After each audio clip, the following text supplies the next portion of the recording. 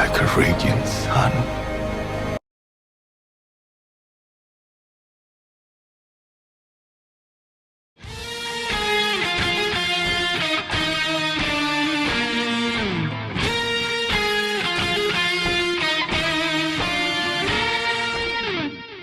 Howdy, y'all. I am Adam, the Renaissance Nerd, continuing my coverage, my review of Amazon's The Wheel of Time. The people who live on the other side of my walls in this apartment building, this complex that I live in, they must think I'm crazy with the amount of shouting that I did for the past hour or so. They must think there's something supremely wrong with me. Not to grant that there are things wrong with me, but I'm not insane. What I am is righteously furious.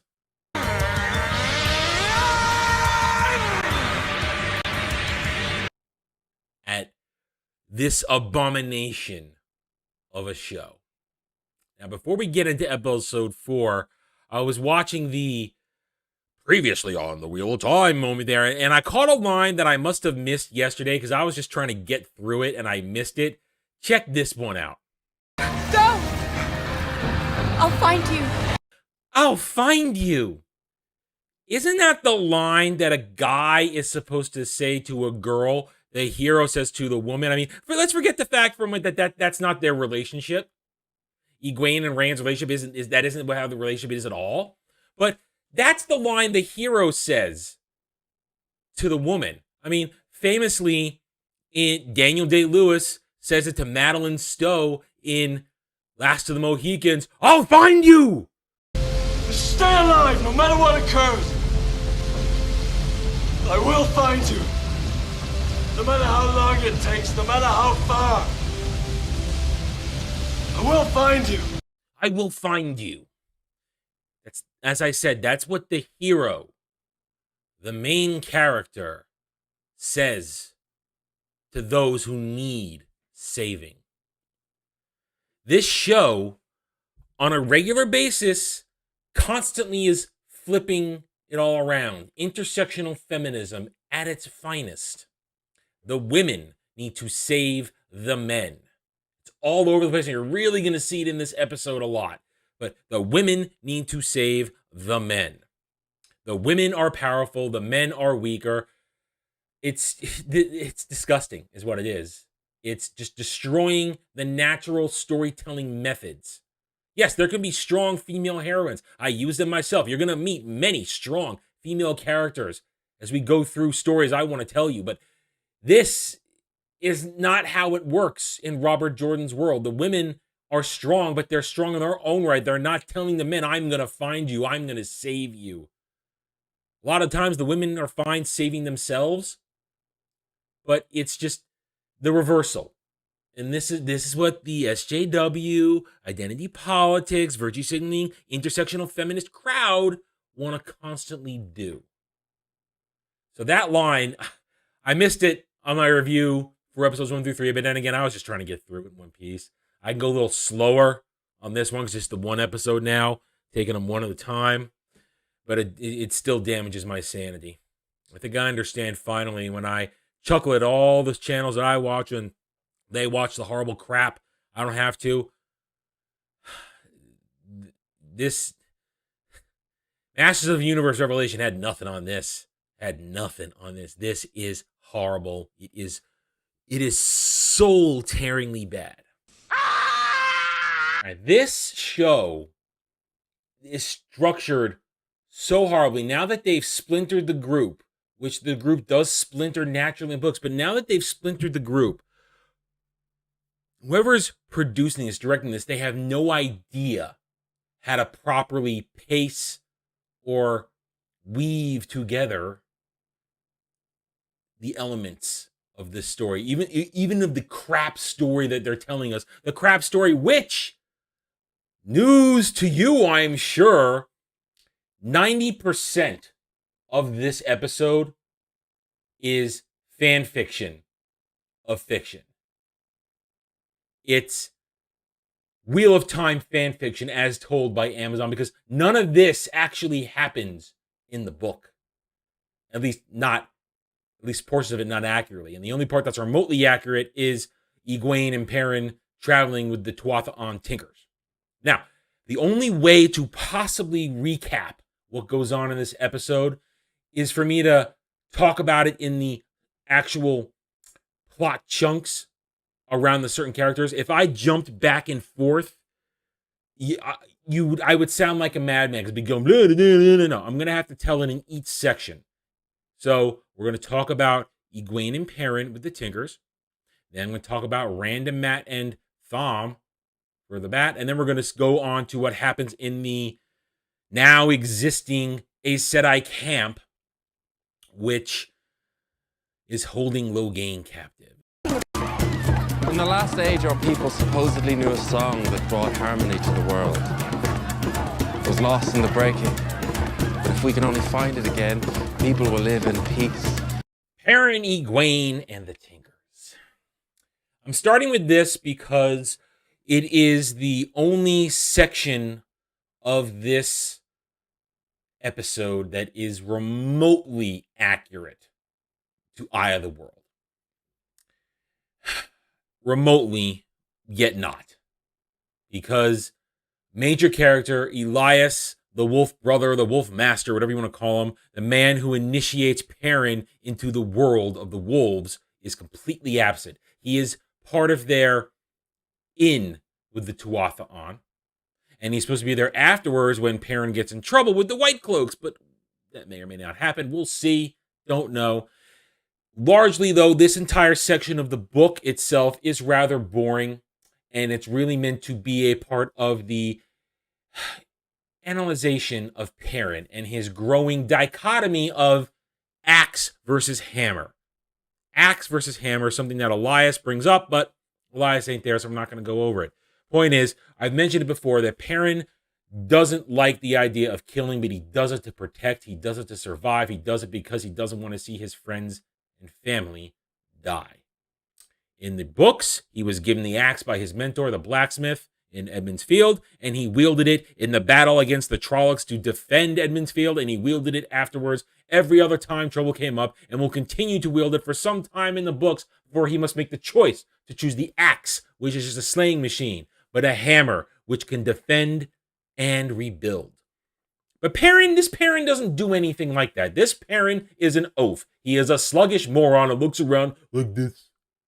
With this look, I'm questioning, I don't know what to do. Being led around by Iguain, not making any decisions for himself, being led around now by the Tinkers, being told this stuff. In the books, this is interesting. The only interesting part of this, again, it's the dichotomy of Perrin. He wants to not be a killer, doesn't want to fight, but he does it because he knows they have to survive. And at the same time, he's beginning to feel the pull of the wolves, and he's afraid of it. He doesn't want to become a beast. His eyes begin to change color.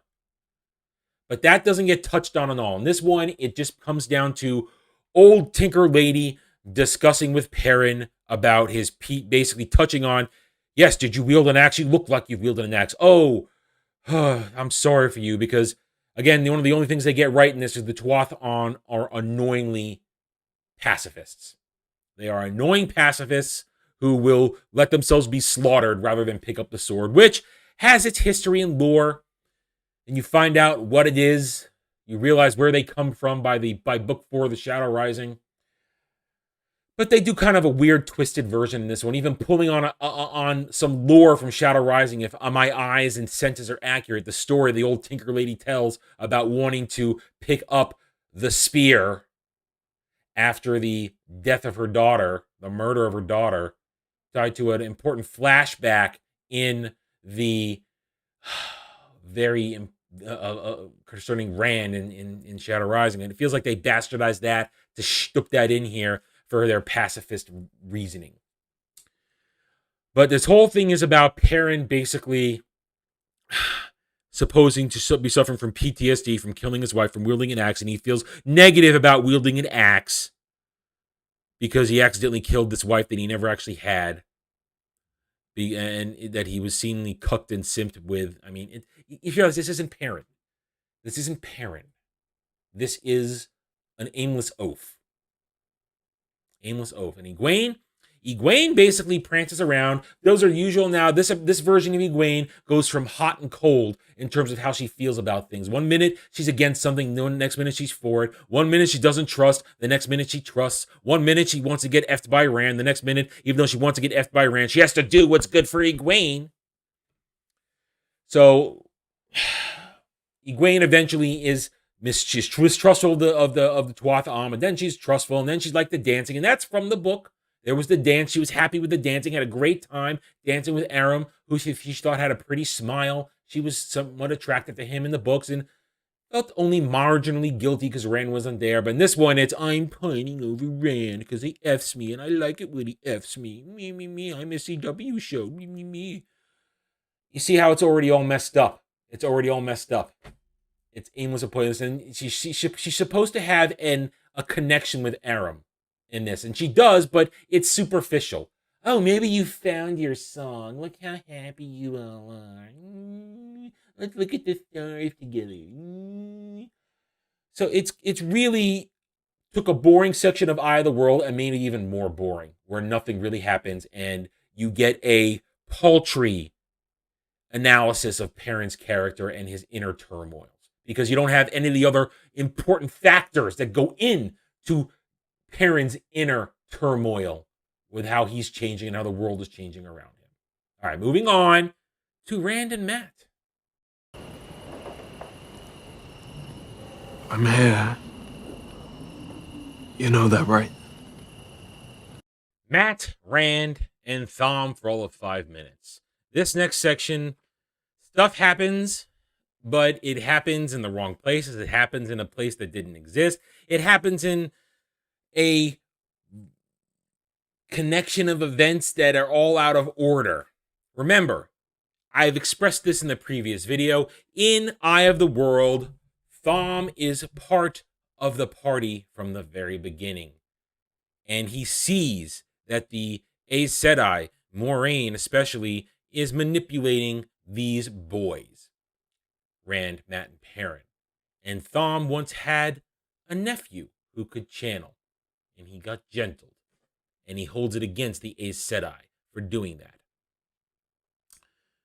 So, in the books, Thom was there from the beginning. He forms an uncle-like attachment to these boys, teaches them things, teaches them to think with their minds, not just act.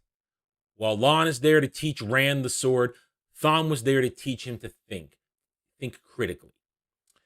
This Thom has been there for all of half a day. He acts like a scoundrel and not the good kind. He acts like a thug. He acts like a semi-manipulative himself. Doesn't do anything to show any kind of love. So this whole section begins with them, on Thom's suggestion, attempting to sneak into a farmhouse in the middle of the night, sleep there, and then leave without letting the occupants of the farm know. Well, they get busted and held at arrow point and blah, blah, blah. And again, completely breaking even remotely how Thom would have done this. Thom would have knocked on the door, put on his Gleeman smile, and said, I'm a Gleeman. Here are my apprentices. Here is what we would like to offer you for a night's roof. Offer you entertainment. Offer you enjoyment. Offer you a good story. Just for maybe a hot meal in the barn over our heads. But no, this Thom is we're going to sneak in there, and then we're going to escape before they go back. And then we're going to lie to the face of the farmer when we're busted. Yeah, it's all out of order, out of stupidity, and completely out of character. Because this Thom isn't really Thom. Doesn't even look like Thom. Doesn't even look like a Gleeman. The patches are on the inside. They're not on the outside. So they they convince, through Rand, convinces them to do it. To stay at the farm. And while they're at the farm, Mat begins to show signs of sickness or oddness, because we know that the cursed dagger is affecting him, or at least you believe it is, because they haven't actually spent time leading up to the fact that the dagger was slow acting. And then they add all this ugliness about stuff leaking out of his mouth and this and that, which doesn't happen in the book. Mat just looks plain sickly as the dagger eats away at his life force. That's how the curse works. It's not this like shadowy blackness leaking out of his mouth. All right, so Matt then decides to go off from the group. He's like, I don't want to work anymore. He wanders away and makes friends with the farmer's daughter. Big whoopee ding. It's supposed to make him remind us that Matt has a soft side for his sisters, and he wouldn't hurt a little girl. But it's also, it just makes Matt look like a bum.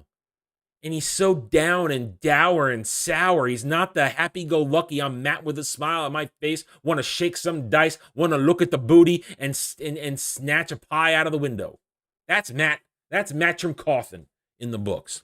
This Matt is weird. He's sullen. He's sarcastic, and he's mean.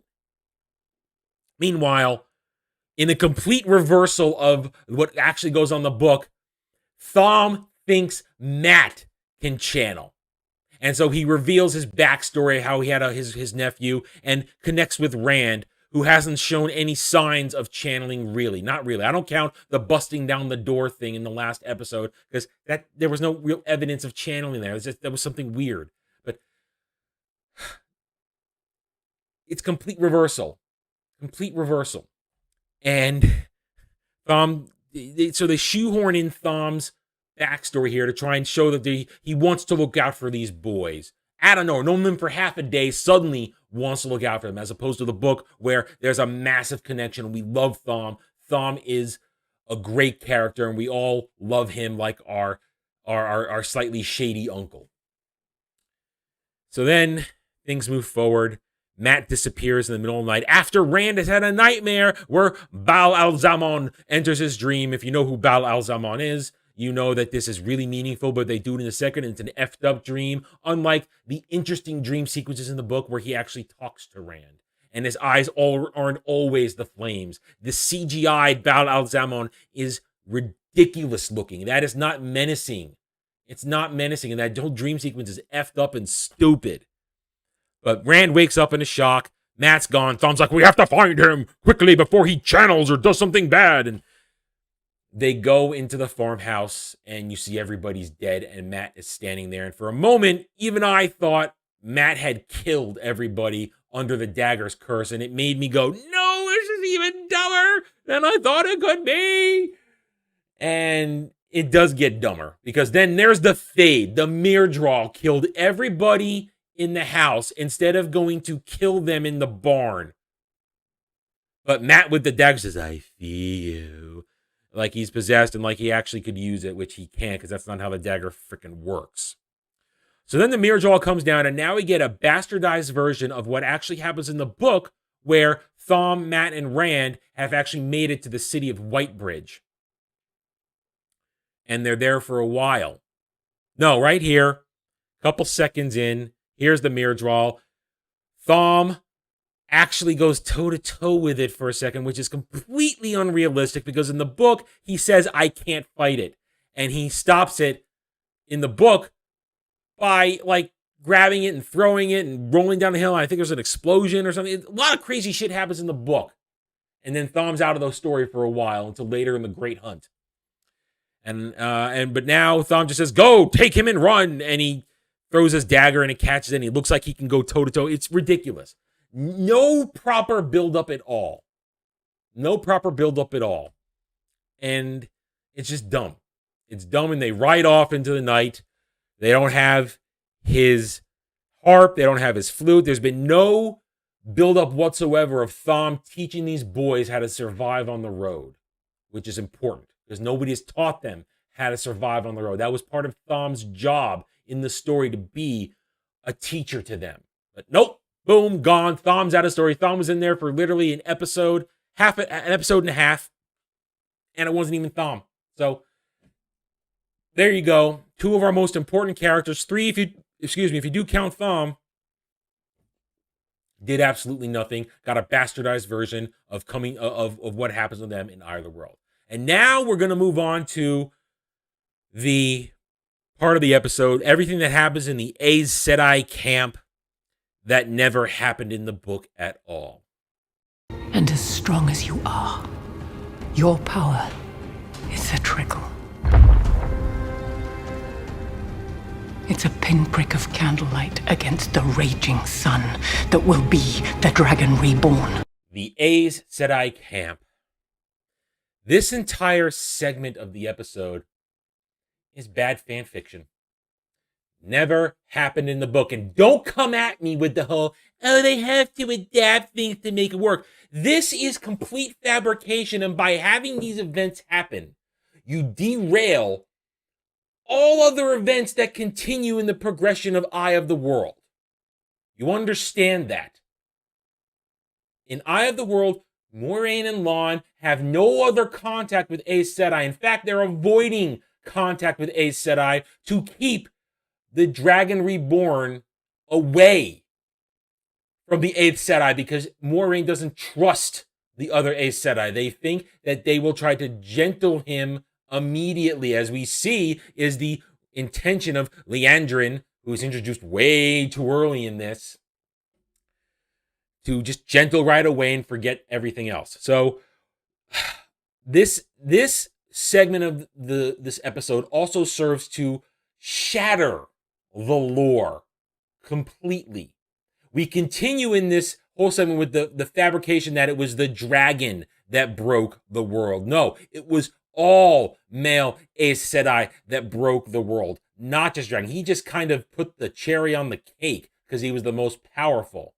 And there are other events where men weren't around. They hid themselves in steadings. If you wonder what a steading is, we might learn what a steading is.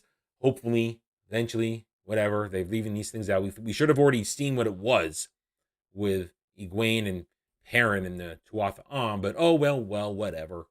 Whatever. But this segment just serves to break the lore even further. Because this entire segment this entire episode, which is apparently titled The Dragon Reborn, it was all to build up to the final scene, which I knew was going to come, but I thought it was going to happen a little earlier than it did. A little off in my estimation.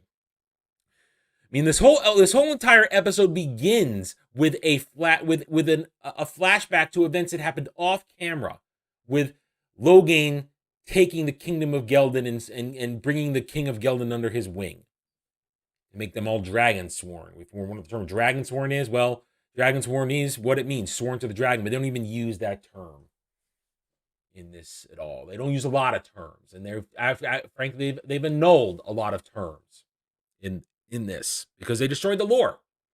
But I'm getting off topic. Events first, analysis later. Excuse me again. Talking so quickly, the hiccups happen. Okay. So, Logain has been captured. And now Maureen needs to be healed. So she's healed by a green sister, not a yellow sister. I don't know if a green sister would have been capable of doing that kind of powerful healing necessary there. I don't know if a green sister could have done that. So kind of breaking the lore there. Because green sisters, that they do mention accurately, given that in this, green sisters, the green Aja are the battle Aja. They're the front lines. And it's just, it does already. I feel like you're breaking there. So then Maureen wants to see Logain and this and that, but not before we get a look at the camp. We get a look at the camp and look at the diversity. One of them is wearing a hijab.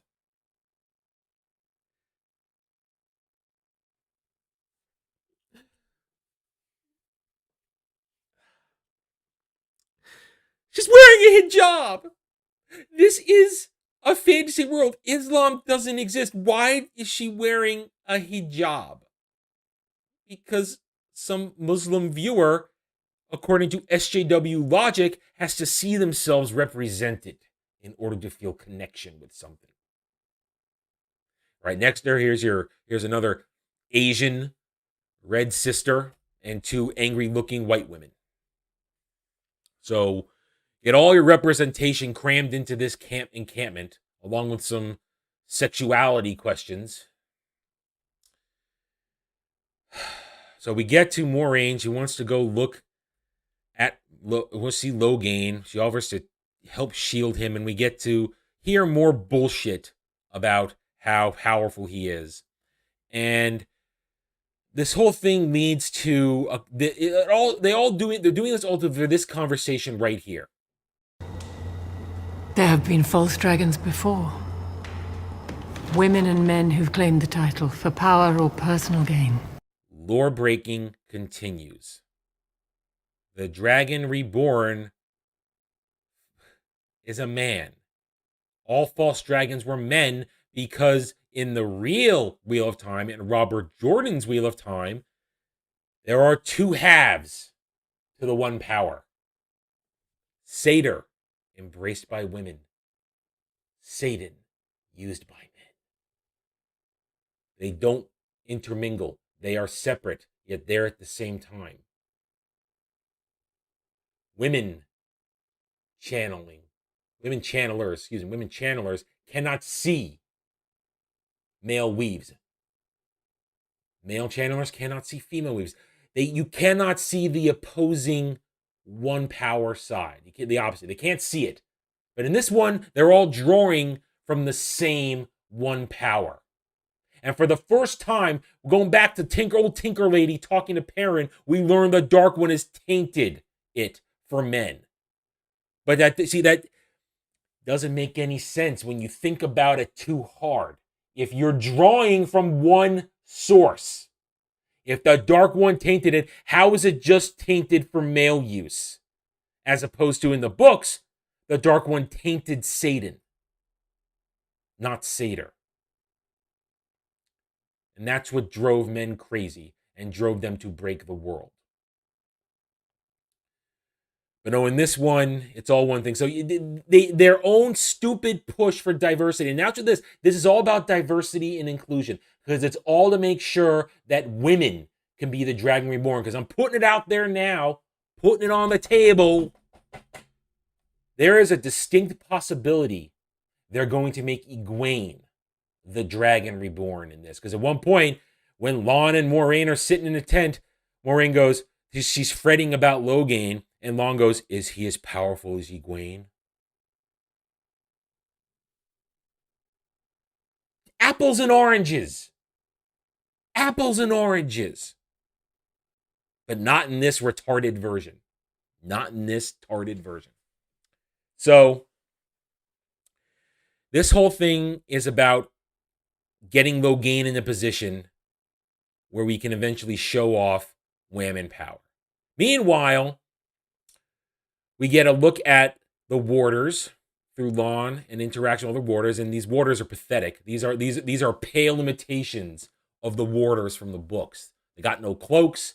They are easily overwhelmed by loser henchmen warriors, and they're pathetic. They're pathetic. They are. They're just plain old pathetic.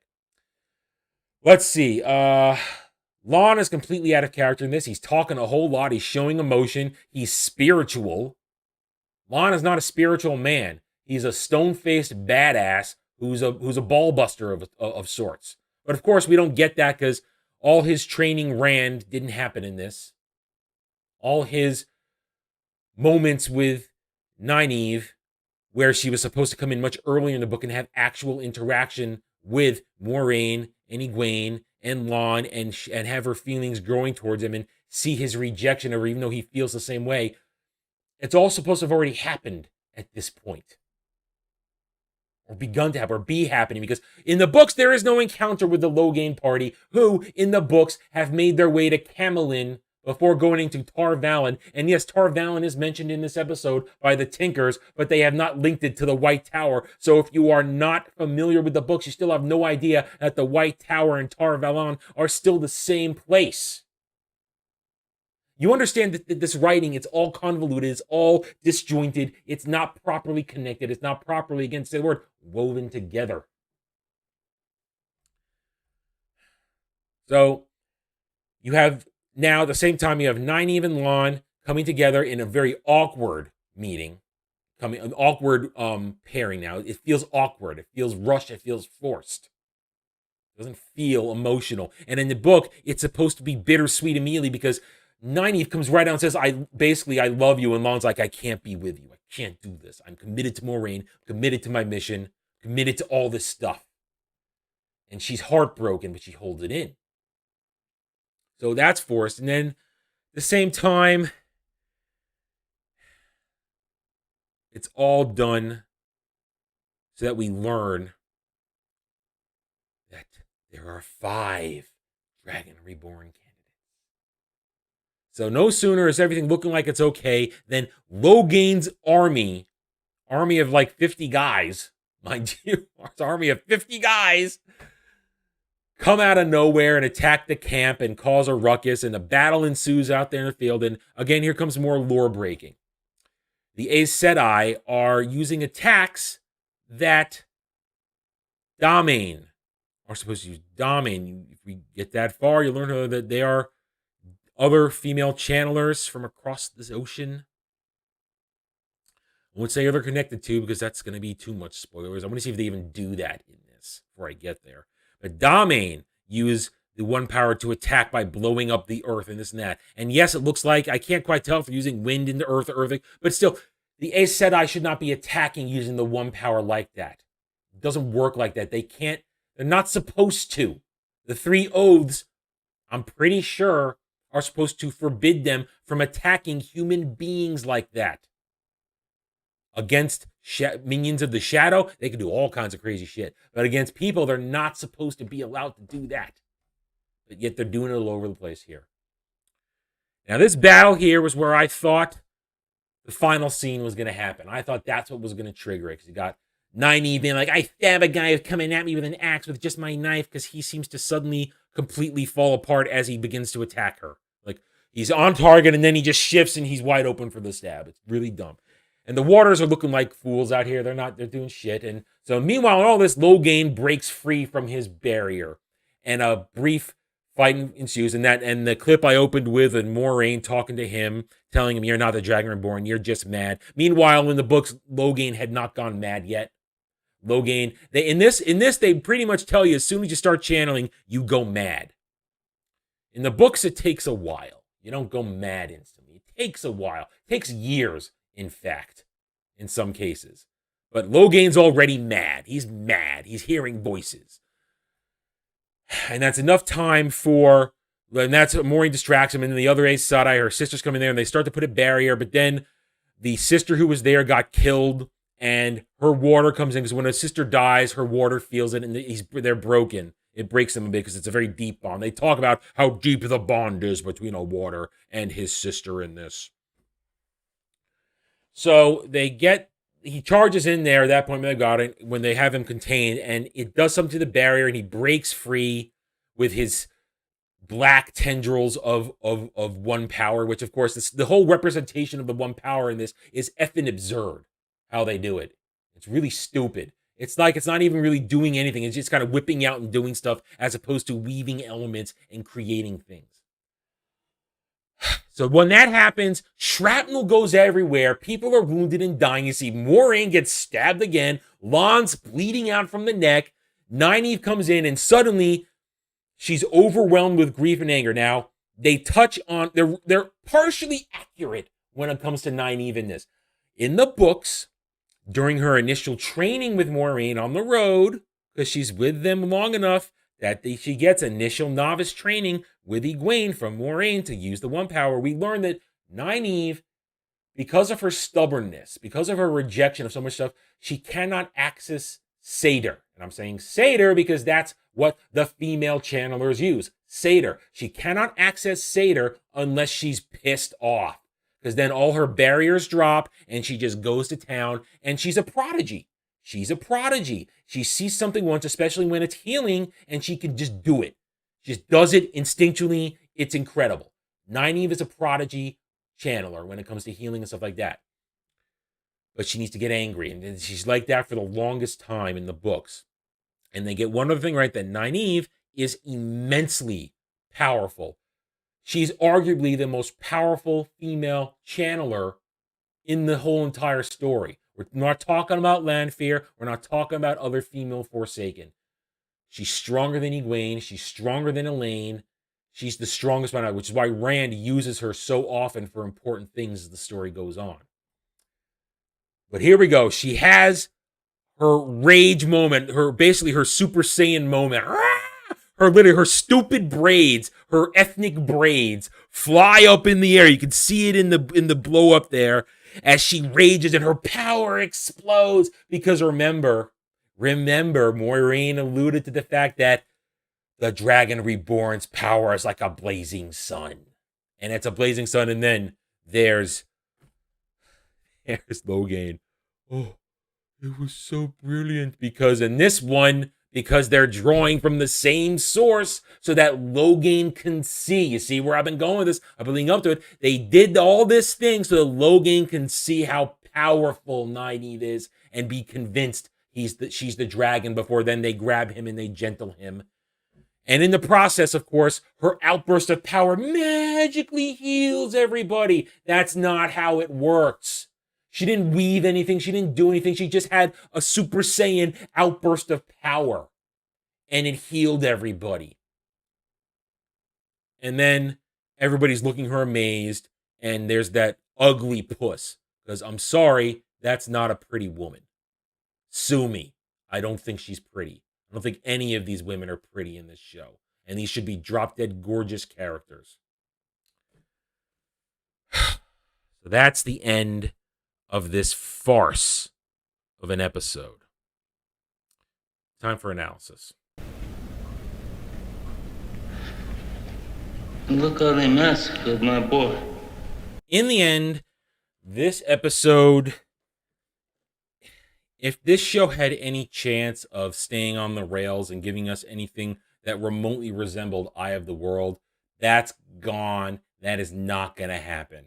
By the sheer fact that Maureen and Lon and Nynaeve are now part of the Aes Sedai camp that will likely take them to Tar Valon, that breaks any sort of chance of Maureen and Lon, in my opinion now, getting away and going to, or they're supposed to end up in Camelin, where they eventually reconnect with the rest of the party after events, and then other events steer them towards the border nations to conclude the story. So I don't know what is possibly going to happen, because again, these characters are all behaving completely out of character, and they have not had the appropriate amount of character development. We have no idea about anything about Rand. Nothing. Everything's been about the female characters, and out of the men, Matt has gotten the most, and it's still kind of wrong. It's just not quite right. So, as I said a little bit ago, I do not think, there's a distinct possibility that Rand won't be able even to channel, that he's not going to be the Dragon Reborn, that they're going to make Iguain the Dragon Reborn, maybe even Nynaeve. I don't know. I mean, this whole thing about women can be the Dragon Reborn, it was all done to show that women are just as good as men. They can be the same sensible characters as men. When they didn't need to do that. The world of Robert Jordan, the world of the Wheel of Time created by Robert Jordan, everybody gets their moment if you tell the story as necessary. Everybody has their moment to shine. Iguain and Her Destiny, I won't spoil it completely, but Iguain and Her Destiny is massive. Massive. You did not need to put her on equal terms to have her possibly be the Dragon Reborn. Nynaeve and what she's able to do is a prodigy. And her sheer strength as a female channel who uses Satyr. Not just the wind power, but Satyr. Makes her massive for what she does at the end of Book 9, Winter's Heart. She and Rand, what they do together is incredible. And she can only do it because she's Nynaeve. Matt's storyline, you don't even know where it's going because the charm of Matt isn't there. Rand, I said he's empty. He's a shadow. We know nothing about Rand.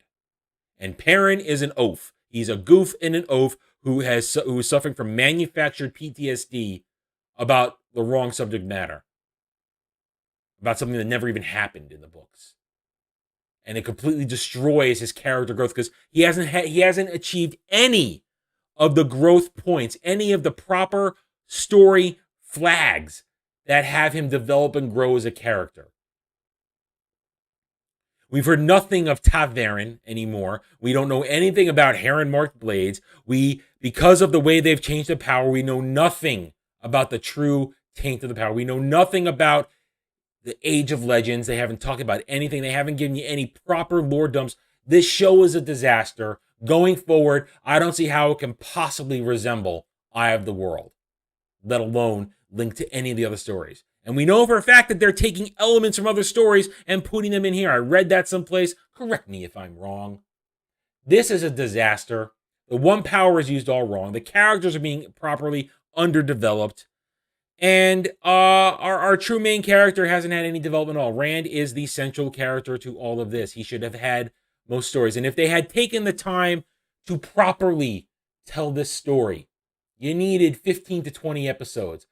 And when you tell an episode, you take at most 2 group arcs once they're splintered and tell them. What I told you was, mushed together, broken down, and reconnected so that you can make sense of what's going on. In the show, it's scene.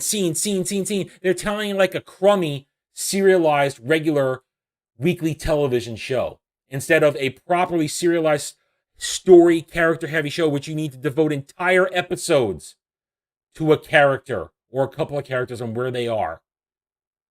These people, whoever's in charge of this, Rafe Judkins, whatever the hell his name is, this dude is a fake.